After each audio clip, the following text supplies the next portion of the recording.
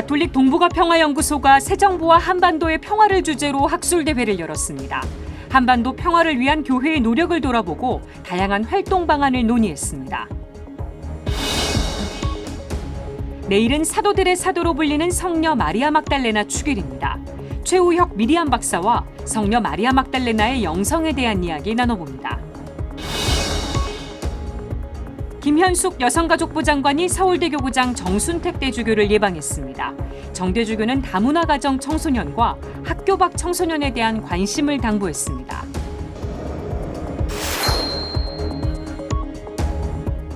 시청자 여러분 안녕하십니까? 7월 21일 목요일 CPBC 뉴스 시작하겠습니다. 남북관계 경색 속에 탈북 어민 북송에 대한 정치권의 공방이 가열되고 있습니다. 이런 상황에서 가톨릭 동북아 평화연구소가 어제와 오늘 이틀간 새 정부와 한반도의 평화를 주제로 학술대회를 열었습니다. 복잡한 국제 정세 속에서 한반도 평화를 위한 교회의 노력이 충분했는지 돌아봤습니다. 또 다양한 활동 방안도 논의했습니다. 맹현균 기자가 보도합니다. 남북 및 북미 관계의 악화, 미중 전략 경쟁, 그리고 우크라이나 전쟁과 러시아의 고립, 복잡한 국제 질서 속에서 탄생한 윤석열 정부는 대북 강경 정책과 친미 친일 정책을 강화하고 있습니다. 전문가들은 한반도에서 한미일 대 북중러라는 양극 체제가 고착화될 위험성이 높아지고 있다고 지적합니다. 미중 대결의 이용 가치를 떨어뜨려야 하는데 그 가장 좋은 방법은 한반도가 적어도 평화 공존으로 가야. 왜냐하면 남북이 나쁠수록 미중이 이용할 가능성이 더 커지기 때문입니다. 한반도 평화 정착은 정부에게만 주어진 숙제가 아닙니다. 얼어붙은 남북관계와 신냉전의 위기는 종교계에도 많은 숙제를 남겼습니다. 남북 정상회담을 거치면서 한반도에 훈풍이 불던 2018년에 비해 현재 민간 차원의 평화운동은 주춤하고 있는 것이 사실입니다. 평화를 위해서라면 언제든 북한을 방문할 수 있다는 프란치스코 교황의 발언을 두고 교회 내에서 갑론을박이 벌어지기도 했습니다. 민간 차원의 평화운동은 남북관계 상황에 영향을 받을 수밖에 없는 취약한 구조인 것입니다. 특히 가톨릭교회 구성원을 대상으로 하는 평화교육이 부족했다는 지적이 제기됐습니다. 신자들도 제대로 설득하지 못하는 현재의 평화교육 개선을 촉구하는 목소리입니다. 이와 함께 한반도 평화통일에 대한 일관된 입장 또는 교회 차원의 선언이 필요하다는 주장도 나왔습니다. 독일 통일 과정에서 독일 교회가 한 역할에 대해서 굉장히 긍정적으로 평가합니다. 그러면 그들이 긍정적으로 그런 평가할 수 있는 역할은 뭐냐면 일관성이 있었다는 것이고 그 일관성을 가지고 끝까지 했다는 거예요. 전 세계적인 가톨릭 교회의 네트워크를 잘 활용해야 한다는 제안도 나왔고 대북 인도적 지원의 채널로 거론되는 교황청 국제기구와의 연대 방안도 적극 추진해야 한다는 주장이 제기됐습니다. 이 우크라이나 전쟁은 도발되었거나 예방될 수 있었다라는 얘기를 하시거든요. 그러니까 큰 그림을 보고 계신 거예요. 그랜드 비전을 교황님 보고 계시는 거죠. 이거는 교황님 개인뿐만이 아니라 바티칸이 몇천 년 동안 그 국제 정치에서 했던 지혜들, 그 안목들이 있는 거거든요. 그걸 우리가 얼마나 지금 소화하고 이해하고 있을까.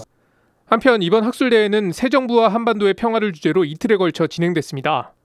가톨릭 동북아 평화연구소는 이번 학술대회를 발판으로 오는 10월 미국 워싱턴 DC에서 미국 주교회의와 공동으로 한반도 평화를 주제로 국제 학술대회를 개최할 예정입니다. 학술대회를 주관한 의정부 교구장 이기현 주교는 한국과 미국 두 나라의 주교들 만남이 한반도 평화 여정에 조금이나마 도움이 되길 바란다고 밝혔습니다. CPBC 맹현균입니다. 내일은 사도들의 사도로 불리는 성녀 마리아 막달레나 축일입니다. 6년 전 기념일에서 축일로 승격됐는데요. 예수 부활의 첫 증인인 성녀 마리아 막달레나의 영성을 살펴보겠습니다. 예수 그리스도가 돌아가시고 안식일 다음 날 새벽, 마리아 막달레나는 예수님의 무덤을 막았던 돌이 치워져 있는 것을 발견합니다. 시신을 잃은 슬픔에 울고 있던 마리아 막달레나에게 부활하신 예수님이 나타납니다.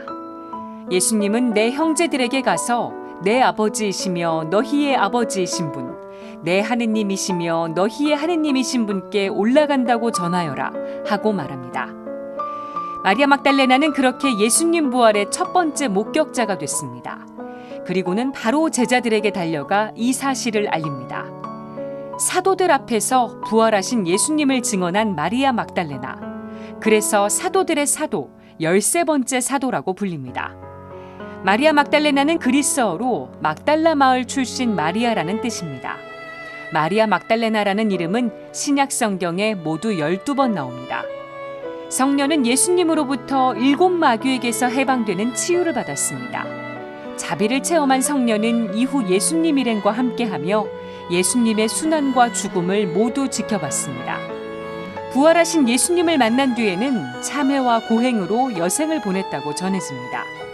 프란치스코 교황은 2016년 6월 성녀 마리아 막달레나 기념일인 7월 22일을 축일로 승격시켰습니다. 당시 교황청 경신성사부는 교령 사도들을 위한 사도를 통해 이 결정은 여성의 존엄성과 새로운 복음화, 하느님의 위대한 자비에 대한 깊은 성찰의 결과라고 밝혔습니다. 이어 새로운 복음화의 여정을 걷는 교회는 성녀의 특별한 역할에 주목하고 전례를 통해 공경의 마음을 표현하는 것이 합당하다고 발표했습니다. 지금까지 앵커 리포트였습니다. 성녀 마리아 막달레나에 대해 좀 더 자세한 이야기 나눠보겠습니다. 가톨릭대 신학대학 최우혁 미리암 겸임 교수님 스튜디오에 모셨습니다. 가톨릭 여성신학회 회원이시기도 합니다.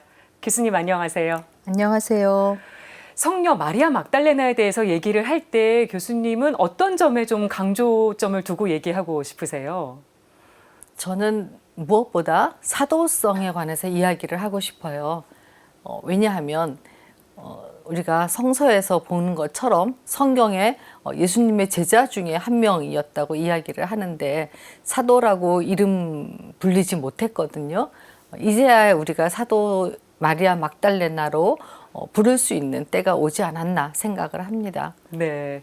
그런데 성녀 마리아 막달레나에 대해서 아직도 좀 잘못 알고 계신 분들이 더러 있는 것 같습니다. 많이 잘못 알려진 부분 좀 짚어주실 게 있을까요? 네, 우리가 성경을 통해서 마리아 막달레나에 접근하는 것보다 야사를 통해서 접근하는 그런 경향이 2000년 역사 동안 교회 안에 계속 있어 왔어요. 네. 그래서 예수님의 내연의 여인이라는 표현까지 나올 정도로 오해가 심한데 그거보다는 우리가 성경을 잘 읽으면서 예수님과의 관계 안에서 마리아 막달레나를 다시 조명하는 것이 많이 필요할 것 같습니다. 네. 성녀 마리아 막달레나를 통해서 우리 가톨릭 교회 안에서 여성의 지위와 역할도 좀 돌아보게 됩니다. 프란치스코 교황님이 즉위하신 뒤에 여성을 주요 직책에 많이 기용을 하고 계시거든요. 네. 최근에는 또 주교 선출 과정에도 여성을 또 임명을 하셨는데 교황님의 이런 행보는 어떻게 바라보시는지 궁금합니다. 프란치스코 교황님 이야기하기 전에 저는 요한 바오로 2세 성인 교황님을 이야기하고 싶어요. 왜냐하면 그분이 1988년에 여성의 존엄이라는 문헌을 발표를 하셨습니다. 네. 그래서 많은 여성 학자들은 반대를 하기도 했지만 그 문헌을 꼼꼼하게 읽어보면 여성들의 존엄에 대해서 나이 드신 교황님의 사랑이 듬뿍 담겨 있는 그런 문헌인 것을 알 수가 있어요. 그러니까 네.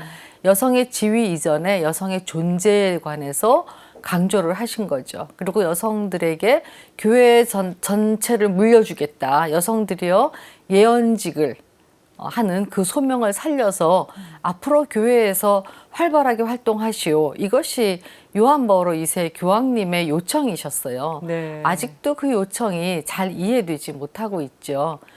그런데 그 이후에 프란치스코 교황님은 그 여성들의 존엄을 회복하는 일련의 이제 행보를 하셨는데 첫 번째는 교황이 되고 나서 2014년에 세족 그러니까 발을 씻기는 그 성목요일 세종 내에서 여성들 그리고 비그리스도인들을 참여를 시켰습니다. 네. 예, 그리고 난 다음에 그 해에 아니죠 2016년 6월에 마리아 막달레나의 축일을 기념일에서 축일로 승격을 시키셨어요. 그것은 마리아 막달레나가 사도라는 것을 우리에게 확인시켜 준 것이라고 할 수 있죠. 네. 그래서 성 요한 바오로 2세 교황님의 여성의 존엄을 네. 먼저 이렇게 짚어주셨습니다. 지난달에 지금 교구 단계 시노드가 마무리가 돼서 이제 국가 단계로 넘어가고 있는데 교회 안에서 여성의 목소리에 더 귀를 기울여야 된다 이런 의견이 참 많이 나왔습니다. 관련해서 한국 천주교회에 좀 제안해주고 싶으신 말씀, 당부하고 싶은 말씀이 있으실까요?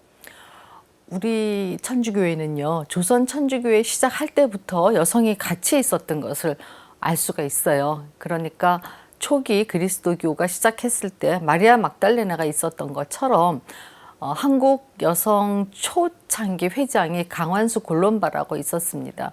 그분에서부터 가톨릭 교회 안에 여성 전통은 면면이 살아있다 이렇게 이야기를 할 수 있죠. 네. 그래서 여성의 지위라고 이야기하기보다는 그때부터 시작된 여성을 동료로 만나는 가톨릭 교회의 전통 그리고 복음의 평등성 조금 더 이야기를 하자면 2021년에 명동밥집이 시작되었잖아요. 그런데 그렇습니다. 거기서는 신부님들도 같이 봉사를 하세요. 사제로서가 아니고 그냥 그리스도인으로서 그 그리스도교가 다시 살아온 느낌을 우리가 명동 밥집에서 볼 수 있거든요. 그렇다면 여성의 지위를 논하는 것이 아니고 예언직을 함께 이루어 나가는 여성의 존엄을 이야기하는 것.